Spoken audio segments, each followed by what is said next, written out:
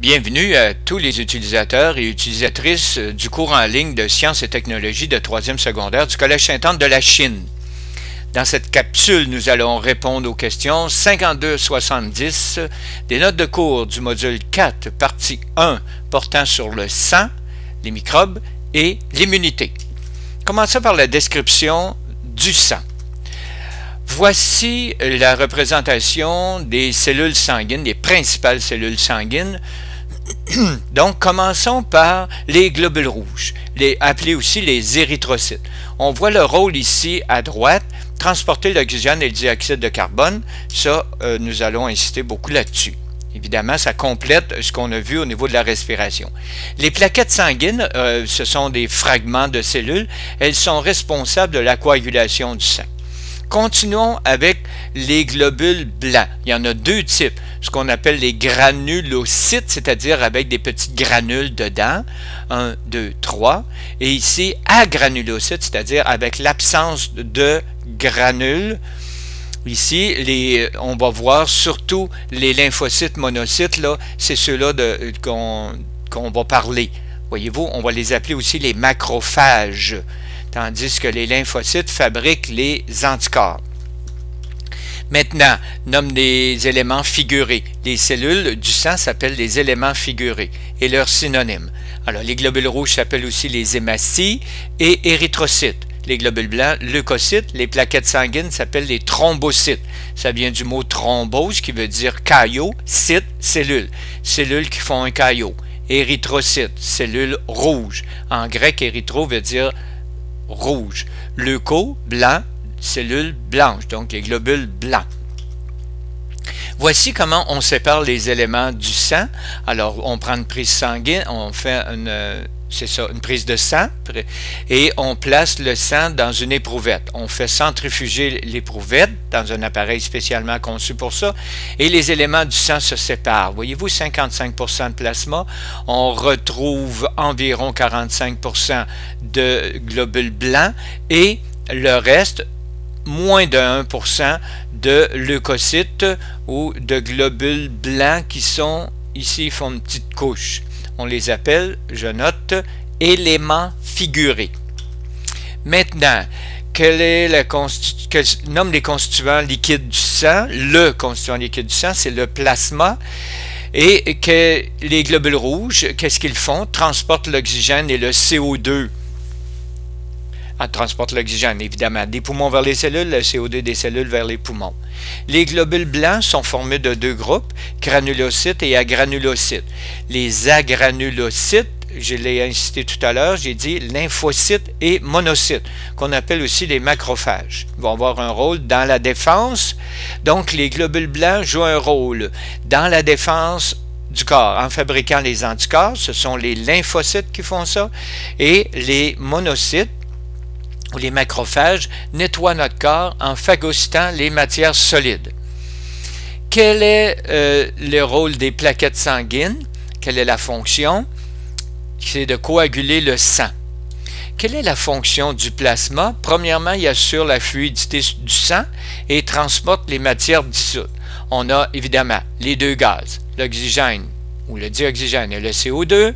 On a l'urée, nutriments, vitamines, minéraux. Ça vient de l'alimentation et les hormones et les anticorps.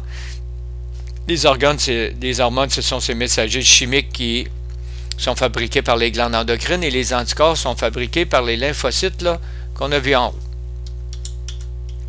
Maintenant, qu'est-ce qui compose le pigment rouge qui compose les globules rouges? On l'appelle l'hémoglobine et elle contient au centre une molécule de fer. Alors, les globules rouges contiennent environ 300 millions de molécules d'hémoglobine et chacune transporte 4 molécules de O2. Voyez-vous, là, l'oxygène vient se fixer à comme des genres de sites récepteurs. Et lorsque l'hémoglobine est en contact avec l'oxygène, il devient rouge couleur camion de pompier. Tandis que quand le CO2 va venir se placer, le sang va devenir plutôt rouge bleuté. C'est pour ça qu'on dit le sang rouge et le sang bleu. Maintenant, on voit ici un capillaire. Alors, identifie en illustrant le phénomène de diapédèse et phagocytose. Donc, les globules blancs de type macrophage, monocytes, ou certains granulocytes ils vont se déplacer. Premièrement, regardons autour d'un capillaire. Le sang arrive rouge et ressort bleu parce qu'il y a un échange gazeux là. Aux cellules, autour d'un capillaire, il y a des cellules. Aux cellules, ce sont les échanges qu'on appelle tissulaires. Donc, le sang va changer de couleur à cause justement qu'il donne son oxygène. On retrouve les cellules. Dans le sang, on retrouve un liquide qu'on appelle le plasma qui va se sortir et il va se diffuser entre les cellules qu'on appelle le liquide interstitiel qui sera récupéré et qui deviendra la lymphe. On va voir ça dans la section module 4.2. Maintenant, voyez les globules blancs, qu'est-ce qui arrive? Ici, les globules blancs sont capables de sortir entre les cellules. Voyez-vous, les cellules des capillaires, on les voit. C'est une cellule comme un petit feuillet. Voyez-vous? Et là, le globule blanc va sortir, va se glisser entre les cellules. On appelle ça la diapédèse. C'est comme une marche. Pédèse, hein, le mot pas là-dedans. On a ici, dia, ça veut dire passer au travers en marchant. Pédèse, c'est le mot grec pour dire les pieds. Alors, ici, on a ce phénomène-là. Maintenant, lorsqu'il va être sorti, et supposons qu'on retrouve un microbe, voyez-vous, le globule blanc va venir entourer le microbe ou la particule solide, et on dit globule blanc phagocytant. Il va venir le manger ou le phagocyter. Définir la diapédèse, passage des globules blancs à travers la paroi des capillaires. La phagocytose, le processus par lequel les globules blancs ingèrent et digèrent des particules solides, microbes ou débris cellulaires. On l'a déjà vu, cette définition-là. La coagulation du sang, c'est formation d'un caillot sanguin ou thrombus. La coagulation du sang se fait par le changement de certaines protéines dans le sang. C'est pas besoin d'étudier tout ça en détail, mais il y a fabrication d'une protéine qui s'appelle la fibrine, c'est-à-dire un peu comme un jello, quand on fait un jello qui est liquide, quand l'eau est chaude, et on le laisse refroidir, puis là, le jello prend. C'est comme ça que se fait un caillot, formation d'un caillot dans notre corps lorsqu'on se blesse. Les principaux microbes, les deux principaux groupes les plus fréquents, ce sont les virus et les bactéries. Je vais en parler un peu puisque c'est nécessaire pour comprendre l'immunité. Alors, comment se développe un virus? Premièrement, comme le virus ici de l'influenza, c'est une grippe, une influenza. Alors, voyez-vous, premièrement, le virus va venir se fusionner à la cellule et puis il va utiliser le mécanisme de la cellule pour se développer et se faire des petits virus. Alors, il va se reformer, donc il vient tricher un peu le mécanisme de la cellule pour utiliser la synthèse des protéines de la cellule pour faire des petits. Alors maintenant, voyez-vous qu'est-ce qui arrive lorsque le virus s'installe dans une cellule? Il se multiplie et lorsque la cellule meurt, parce qu'elle est infectée, la cellule laisse les microbes sortir et puis ils sont disponibles évidemment pour infecter d'autres cellules. C'est ce qui se passe quand on est contaminé, par exemple, que quelqu'un nous a transmis son rhume, soit en toussant, et nous on respire ces particules qui sont dans l'air. Maintenant, au niveau des bactéries, c'est un peu différent parce qu'une bactérie, c'est une cellule autonome. Alors, voyez-vous, la bactérie va se diviser par simplement scisparité, pardon, le terme très scientifique ici. Ça veut dire que la cellule va se diviser en deux pour faire deux bactéries.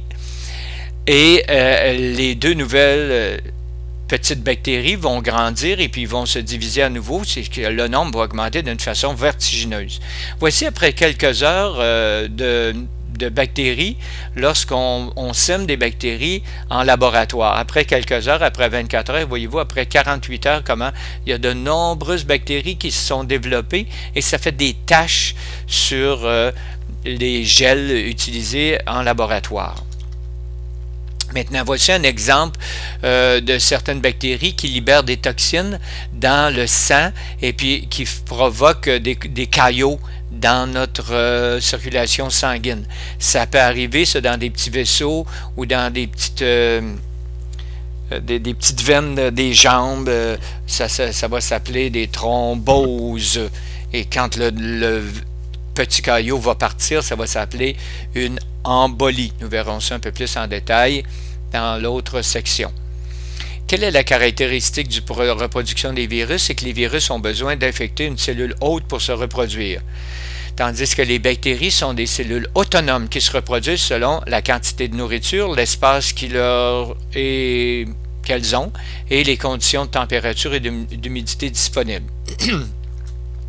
Les principales caractéristiques de l'infection virale, ça ne dure pas plus que 10 jours. Les symptômes, c'est écoulements nasaux, larmoiements, les toux sèches, maux de gorge, frissons, douleurs musculaires. Il y a peu de médicaments antiviraux, comme les équipes nous ont montré lors de leurs recherches. On traite généralement les symptômes. Par contre, les infections bactériennes, ça dure plus que 2 semaines. Les symptômes, température élevée et persistante, des sécrétions nasales épaisses et colorées, une toux chronique, et nécessitent une consultation médicale avec un traitement aux antibiotiques. Donc, on a des on a des médicaments pour détruire ces bactéries-là. L'immunité, qu'est-ce que c'est? C'est la fonction, c'est de défendre le corps contre les envahisseurs. Donc, c'est la capacité du corps de se défendre contre les envahisseurs. Il y a 2 types d'immunité. On a une immunité, c'est-à-dire la capacité de se défendre, non spécifique, par les macrophages, en phagocytant les envahisseurs. Voyez-vous ici un agresseur, le globule blanc va s'approcher, va venir le manger, le macrophage. Voyez-vous, puis il va le digérer. On a un autre exemple ici qui est comme l'exemple que j'ai montré tout à l'heure dans une des questions. Alors, par diabétèse, le globule blanc va se déplacer vers le microbe qu'on appelle un antigène et il va venir le manger. Une autre immunité que nous avons qui va suivre l'immunité non spécifique, c'est une immunité qu'on appelle spécifique, faite par les lymphocytes qui fabriquent des anticorps spécifiques. Voyez-vous une image qui représente un agresseur et le globule blanc de type lymphocyte va fabriquer des anticorps spécifiques pour ce virus-là, par exemple, ou cette bactérie, et va venir le neutraliser et puis le virus va mourir. On a ici l'exemple complet, là, un antigène du virus de la grippe, par exemple. Voyez-vous, le virus de la grippe est représenté par des petites étoiles rouges. Et là, on voit qu'il neutralise ici. Ils vont être attaqués, puis les virus vont mourir. Alors, bonne étude pour cette section.